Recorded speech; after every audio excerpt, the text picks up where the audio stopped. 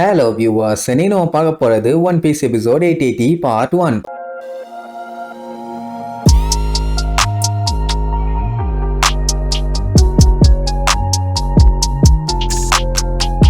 Open பண்ணா grand லைன்ல இருக்க த கிங்டம் ஆஃப் லுலுசியா அப்படிங்கிற ஒரு கிங்டம் காட்டுறாங்க. அங்க இப்போ ஒரு பைரட்டுங்க வந்துட்டானுங்க. வந்தவனுங்க வேலையா கப்பல்ல இருந்துகிட்டே அவனுங்க பீரங்கியை யூஸ் பண்ணி கண்ணா பின்னான்னு அந்த டவுனை அட்டாக் பண்ணுவானுங்க. ஏன்னா அப்பந்தான முதல்ல மக்கள் எல்லாருமே பயப்படுவாங்க.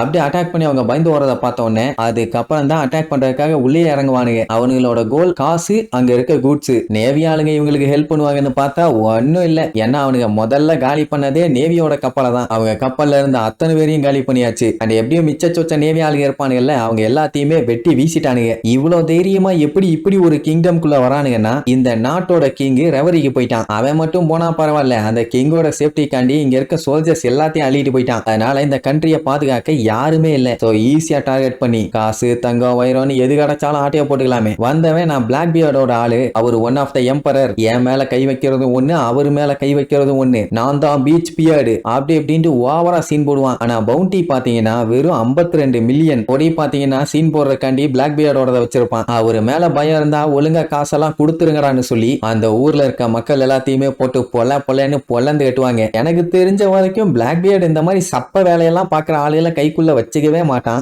என்ன தைரியத்துல இப்படி சொல்லிட்டு திரியறான்னு தெரியல. பொய் சொல்லிட்டு இந்த மாதிரி சுத்திட்டு இருந்தான்னா ஸ்பாட்லயே வச்சு அவன் பாடி ஆக்கிடுவான். சரி, இப்ப இந்த பீச் பியர்ட் பைரட்ஸுங்கெல்லாம் ஊருக்குள்ள பூந்து பயங்கரமான அட்டூழியம், வீடெல்லாம் உடச்சுக்கிட்டு உள்ள போய் அட்டூழியம் பண்ணுவானுங்க. யாராச்சும் எதிர்த்து நின்னாங்கன்னா ஒரே வெட்டுதான். அப்போ ஒரு பொண்ணு எதையோ தூக்கிட்டு இவங்கள பார்த்து பயந்து அடிச்சு அங்க இருந்து ஓடுவா. அத அந்த பீச் பியர்டு பாத்துருவான். விடுவானா இனி ஆளுகளை வச்சு ரவுண்ட் அப் பண்ணி என்னத்த தூக்கிட்டு போற ஒல்லுங்க எங்கிட்ட கொடுத்துறேன்ட்டு போய் பார்த்தா அவ ஒரு கண்ணாடி பவுல்ல பால் வச்சிருப்பான். அதுவும் அவங்க டவுன்ல இருக்க குழந்தைகளுக்காக. அவன் பணம்னு நினைச்சு வரட்டிட்டான்னு வைங்க. சரி பால் தானே போய் தொலையட்டும்னு விடுவான்னு பார்த்தா அதையுமே விட மாட்டேங்கிறான். அவளை அட்டாக் பண்ணி புடிக்குவான். அவ கதறுவா. ஏன்னா இது குழந்தைகளுக்கு கொடுக்கறது. இது இல்லைன்னா பாவம் அதுங்க பசியில கதறி கதறி அழுங்க. அதனால கெஞ்சி நெஞ்சுவா. அவன் முடியவே முடியாது, அப்படி வேணும்னா பணத்தை கொண்டு வாம்பான். அவகிட்ட பணம் எல்லாம் இல்ல. அதனால கெஞ்சுவா. அந்த பைரட் கேப்டன் விடுற மாதிரி இல்ல. எப்படியும் ஹெவன்லி ட்ரிபியூட் ஃபண்ட்ல வச்சிருப்பீங்கல்ல, அதை கொண்டு வந்து கொடுப்பான். அவளுக்கு தூக்கி வாரி போடும். ஏன்னா அது டாக்ஸ் மாதிரி. இங்கக்கும் செலஸ்டியல் டிராகனுக்கும் இவங்க பே பண்ணணும். அப்படி மட்டும் அந்த ஹெவன்லி ட்ரிபியூட்டை கொடுக்கலன்னா அவங்க இவங்களை கொன்றுவாங்க. அதனால டெய்லியும் கஷ்டப்பட்டு அதுக்குன்னே ஒரு தொகையை இவங்க சேர்த்து வச்சுட்டு வராங்க. அதை இவங்க ஆட்டையை போட்டு போறதுக்கு பேசாம இவங்களை கொண்டு போட்டு போயிடலாமே. ஏன்னா அந்த காசை அவங்க கிட்ட கொடுக்கலன்னா எப்படியும் கொல்லத்தான் போறாங்க. அதனால சொல்றேன், அவன் அதை பத்தி எல்லாம் கவலையே பண்ணல. நேரா உள்ள பூந்துருங்க, ஹெவன்லி ட்ரிபியூட்டை சேர்த்து வச்சிருப்பாங்க, அதை அள்ளிட்டு வாங்கடான்னு சொல்லுவான். உடனே அவன் ஆளுக பூரா அடிச்சு புடிச்சு கிளம்பிடுவானுங்க. அப்படி போய் செக் பண்ணும்போது ஏகப்பட்ட பேர் மூட்டையா அதுக்காண்டி காசை சேர்த்து வச்சிருக்காங்க. அது எல்லாத்தையும் ஆட்டையை போட்டுட்டு அந்த மக்களையே போட்டு பொழந்து கட்டுவானுங்க. அப்ப இவ இருந்துட்டு பாலை மட்டும் கொடுத்துரு, அதை குழந்தைகளுக்கு கொண்டு போய் கொடுக்கணும்பா. இவ ஒருத்தி நொய்யின்னு சொல்லிட்டு ஓங்கி ஒரு அடி அங்க கொடிய புடிச்சிட்டு வந்த ஒருத்தி மேல போய் விழுவா. என்னடா நான் மோர்ல சட்டுன்னு வேலைய ஆரம்பிம்பா. இவ யாரா புதுசான்னு பாத்துக்கிட்டு இருக்கும் போதே அந்த இடமே கண்ணா பின்னான்னு அதிர ஆரம்பிக்கும். என்ன ஏதாச்சும் பூகம்பமானு எல்லாம் ஷாக்ல பாத்துக்கிட்டு இருக்கும் போதே திடீர்னு அடியில இருக்க ரோடு அப்படியே மேல பிச்சுக்கிட்டு வரும். அதை பார்த்தே பீதியில இருப்பாங்க. பார்த்தா அதுக்குள்ள இருந்து ட்ரைடன் ஒண்ணு பெரிய சைஸ்ல வரும். ஆத்தாடின்னு அதை பார்த்து பீதியில இருக்கும் போது அப்படியே அந்த இடத்தை பொழந்துகிட்டு ஒரு பெரிய ஜெயண்ட் ஒண்ணு வெளியில வரும். அடேங்கப்பா எவ்வளவு பெரிய வாயி, எத்த தண்டி எல்லாம் பார்த்துட்டு மிரண்டுருவாங்க. அதுலயும் அவன் பாத்தீங்கன்னா மினி ஸ்கர்ட்டை போட்டு வந்திருப்பானா, கன்றாவி பட்டக்ஸ் எல்லாம் தெரியும். உடனே பார்த்துட்டு வண்டையா திட்டுவான். எங்கடா பார்த்துட்டு இருக்கீங்க விளக்கண்ணைகளா, சண்டை போட வந்தா சண்டைக்கு மட்டும் வாங்கடாமா. அப்ப அந்த கேப்டன் இவனை பார்த்து பயந்து பார்த்துக்கிட்டு இருக்கான். ஆனா அவன் பார்த்துட்டு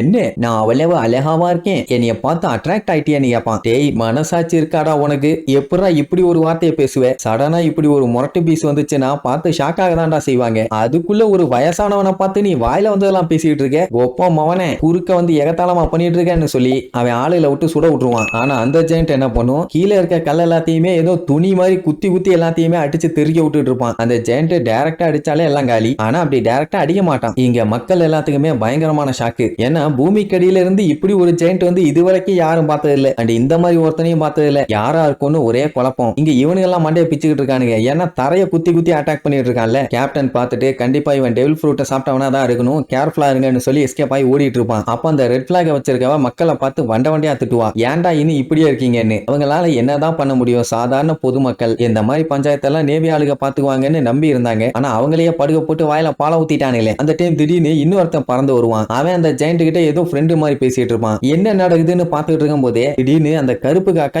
ஏகப்பட்டது பறந்து வரும். இதை ஆக்சுவலா மர்டர் ஆஃப் ரோஸ்ன்னு சொல்லுவாங்க. அதுக்கு இங்க என்னடா வேலைன்னு பாத்துட்டு இருக்கும் போது அந்த காக்கா எல்லாம் ஒண்ணு சேர்ந்து ஒரு மனுஷனா மாறுவான். அந்த பைரட்டை பார்த்துட்டு எவ்வளவு தைரியம் இருந்தா சண்டை போட முடியாத மக்களை அட்டாக் பண்ணி தொல்லை பண்ணுவீங்க, உங்களை சும்மா விட மாட்டேன்டாமா. அதுக்கப்புறம் தான் மேட்டரே தெரியுது, இவங்க 4 பேருமே ஒரே கூட்டணி தான். அண்ட் அது மட்டும் இல்லாம இவங்க எல்லாருமே தனித்தனி கேப்டன்ஸுங்க. அதுவும் யாரு, ரெவல்யூஷனரி ஆர்மியை சேர்ந்தவனுங்க. இதை கேட்டுட்டு அந்த பீச் பியர்ட் எல்லாம் ஆடி போயிட்டான். டார்கானே ஜெயண்ட் இவன் தான் மார்லே, ரெவல்யூஷனரி ஆர்மி வெஸ்டர்ன் போர்ஸோட கேப்டன். டைவர் காலே பெலோபெட்டி இவன் ஈஸ்டர்ன் போர்ஸஸோட கேப்டன். அடுத்து இந்த இவன் தான் லின்பர்க், இவன் சவுத் போர்ஸஸோட கேப்டன். இவன் பேரு கராசு, இவன் நார்த் போர்ஸஸோட கேப்டன். மொத்தத்துல இவங்க எல்லாருமே ரெவல்யூஷனரி ஆர்மியை சேர்ந்தவங்க தான். இப்ப இவனுங்க இங்க வந்திருக்கிறதுமே மக்களை காப்பாத்துறதுக்காக மட்டும்தான். அப்படியே கட் பண்ணா இங்க நம்மளுக்கு அப்படியே கப்பலை பொறுமையா டிராவல் பண்ணி போவாங்க. லூஃபி கொஞ்சம் ஆட்டம் போட்டதுல கப்பல்லாம் பிரிஞ்சு போச்சு. சோ சாப்பர் தான் பேண்டேஜ் எல்லாம் போட்டு விட்டுட்டு இருப்பான். அந்த டைம் நம்பி கிட்ட நியூஸ் பேப்பர்ல ரெவல்யூஷனரி ஆர்மியை பத்தி ஏதாச்சும் நியூஸ் போட்டிருக்கான்னு கேட்பான். ஏன்னா சேபோ அங்க இருக்கான்ல, அண்ணன் மேல பாசம், அதனாலதான் அப்படி கேட்பான். ஆக்சுவலா ரெவல்யூஷனரி ஆர்மினா என்ன?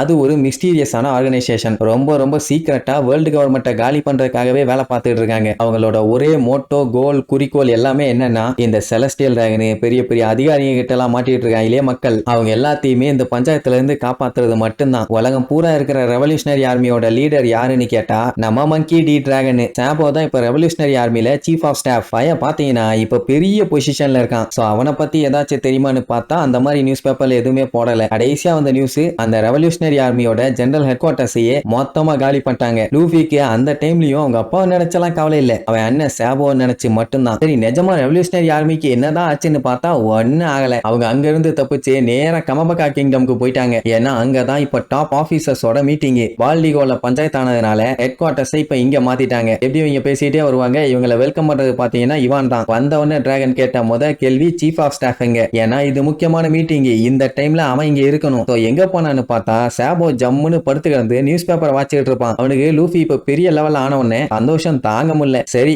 இதுக்கப்புறம் இவங்க மீட்டிங் எப்படி வச்சாங்க, லூஃபியோட நிலைமை எப்படி போயிட்டு இருக்குது, பிக் மாம் கிட்ட இருந்து மத்தவங்க எல்லாம் தப்பிச்சாங்களா இல்லையான்னு அடுத்த எபிசோட்ல பார்க்கலாம். டாடா.